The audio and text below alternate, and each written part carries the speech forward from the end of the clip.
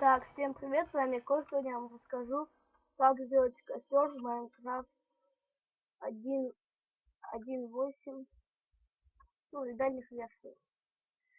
Ставим командный блок, прописываем в него команду, активируем. И вот у нас со временем вылазит вот такой вот костер.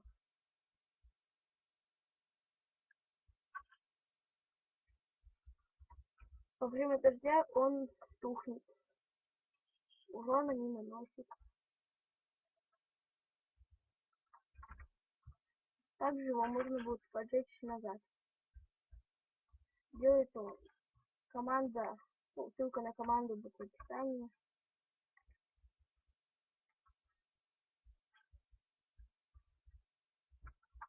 Вот так вот это получается.